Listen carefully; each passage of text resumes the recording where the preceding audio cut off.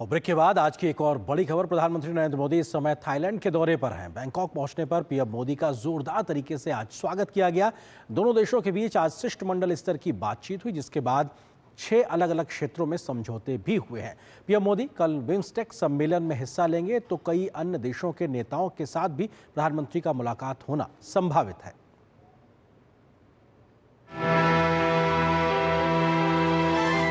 Thailand पहुंचने पर प्रधानमंत्री मोदी का भव्य स्वागत, औपचारिक रूप से भी और होटल पहुंचने पर भारतीयों द्वारा भी।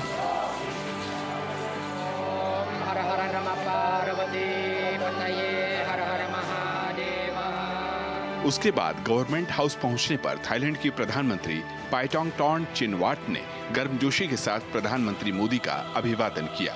दोनों नेताओं के बीच प्रतिनिधिमंडल स्तर की वार्ता हुई। वार्ता के दौरान दोनों ही देश आपसी संबंधों को रणनीतिक स्तर का बनाने के लिए सहमत हुए और इसके लिए संयुक्त घोषणा की। भारत की एक्ट ईस्ट पॉलिसी और हमारे इंडो पैसिफिक विजन में थाईलैंड का विशेष स्थान है।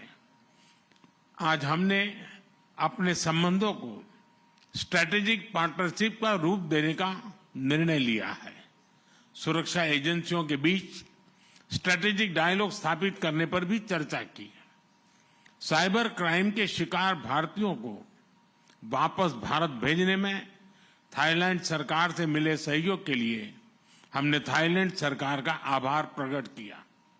हम सहमत हैं कि हमारी एजेंसीज ह्यूमन ट्रैफिकिंग और इलीगल माइग्रेशन के खिलाफ एकजुट होकर काम करेगी।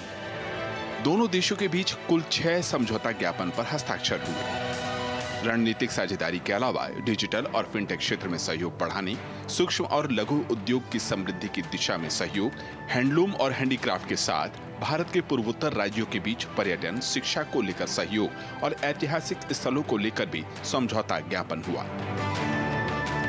जबकि स्पेस, रक्षा, नौवहन, सुरक्षा, व्यापार और निवेश पर व्यापक चर्चा हुई। प्रधानमंत्री ने कहा कि भारत की एक्ट ईस्ट नीति और हिंद प्रशांत के दृष्टिकोण से थाईलैंड अहम देश है। ऐसे में हिंद प्रशांत क्षेत्र को लेकर भारत का रुख विकासवाद का है, न कि विस्तारवाद का। भारत आसियान यूनिटी और आसियान सेंट्रलिटी का पूर्ण समर्थन करता है। इंडो पैसिफिक में free, open, inclusive and rule based order का हम दोनों समर्थन करते हैं। हम विस्तारवाद नहीं, विकासवाद की नीति में विश्वास रखते हैं। इंडो पैसिफिक ओशंस इनिशिएटिव के मैरीटाइम इकोलॉजी पिलर को लीड करने के लिए थाईलैंड के निर्णय का हम स्वागत करते हैं। आर्थिक, व्यापारिक और कृषि क्षेत्र में सहयोग बढ़ाने को लेकर भी दोनों देशों ने चर्चा की। साथ ही आतंकवाद, मानव तस्करी और धन शोधन जैसी चुनौतियों के खिलाफ एकजुट होकर काम करने का संकल्प जताया। बैंकॉक से आंचल गुलाटी गुंबर के साथ ब्यूरो रिपोर्ट, डीडी न्यूज।